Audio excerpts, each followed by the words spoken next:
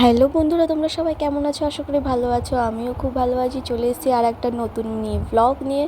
তো আজকে দেখো আমরা রেডি হয়ে গেছি তিনজনে, আমি, আমার হাজব্যান্ড আর আমার শাশুড়ি মা। তিনজনে একটু বেরোবো, একটু শপিং করতে। অনেক দিন পর তিনজনে বেরোচ্ছি একসাথে। আজ যেহেতু সানডে, তো ভাবলাম আজই বেরোই। আর বেরোচ্ছিলাম না, আমার একটু শরীরটা খারাপ, তো আমি বললাম যে না চলো আজকেই যাই, অন্য দিন আর টাইম হবে না। যেহেতু ও আজকে বাড়ি ছিল, আমি বললাম চলো তিনজনে মিলেই যাই। তো দেখো আমরা ঘর থেকে বেরিয়েও পড়েছি, আর বেরিয়েই আমরা একটা ফাঁকা বাস পেয়ে গেছি, তাই বাসে উঠে পড়েছি। বাসে তো অনেক দিন ওঠা হয় না। অ্যাকচুয়ালি বাসে উঠতে আমার খুব প্রবলেম হয়, মানে কি জানি না, আমার ভালো লাগে না বাসে একদম। তাই উঠলাম, ফাঁকাও ছিল বলে তাই উঠে গেলাম। এবার আমরা নেমেও পড়েছি, আমরা চলে এসেছি শিয়ালদাতে। তো অনেক দিন পর শিয়ালদা স্টেশনে এলাম, দেখলাম পুরোটাই চেঞ্জ হয়ে গেছে।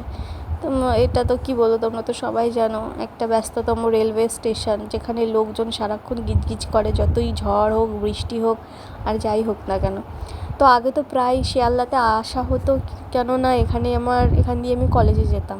তো এখানে অনেক স্মৃতিই আমার আছে। এখানে আমার হাজব্যান্ডের সাথে বিয়ের আগে অনেকবার এখানেই এসেছি আমি। এখান দিয়েই যাতায়াত করতাম বিশেষ করে আমরা। তো এবার আমরা চলে এসেছি স্মার্ট বাজারে। কথা বলতে বলতে চলে এলাম স্মার্ট বাজারে। তো আমরা স্মার্ট বাজারে ঢুকবো এবার। তো ওকে বললাম যে যাও ব্যাগটা রেখে এসো, তারপরে ঢুকবো। তো আমাদের আর একটা জায়গায় যাওয়ারও ছিল, তো বললো যে না আগে এখানে যাই, কারণ আবার জিনিসপত্র কেনাকাটি করে আবার রাখতে হবে এখানে। তো সেই জন্য বললো কি আগে এখানে কেনাকাটি করে তারপরে অন্যদিকে যাব। তো সেই জন্য বললাম যে ঠিক আছে যাও তুমি রেখে এসো, আমরা এবার ভেতরে ঢুকবো। ঢুকে বেরোচ্ছি। আর আমার যেহেতু ঠান্ডা লেগেছে, একবার গরম থেকে ঢুকে এসির মধ্যে আমার মাথা ধরে গেছে একদম, কি বলবো আর।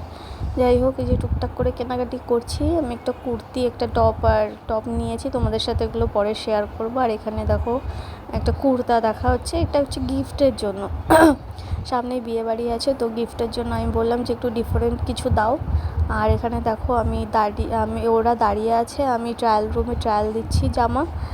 আর এখানে দেখো কত সুন্দর সুন্দর কুর্তি, দেখো ট্রায়াল দিচ্ছিলাম, তো এটা আমার একদমই পছন্দ হয়নি। আর আর একটা দেখছিলাম, এটা ভালো লাগছিলো ওদের, কিন্তু আমার ভালো লাগছিলো না, কারণ একই টাইপের জিনিস পরতে আমার ভালো লাগে না। আমি এই টাইপের কুর্তি তো কিনেছি, আছেও।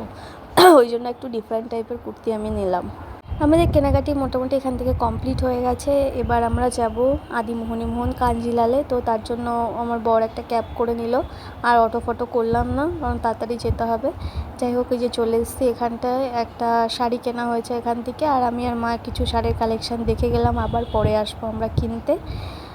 তো আমার ভিডিও যদি তোমাদের ভালো লেগে থাকে তো অবশ্যই লাইক করে দিও, আর ফেসবুক থেকে যারা দেখছো ফলো করে দিও, আর ইউটিউব থেকে যারা দেখছো সাবস্ক্রাইব করে দিও। তো সবাইকে টাটা, বাই।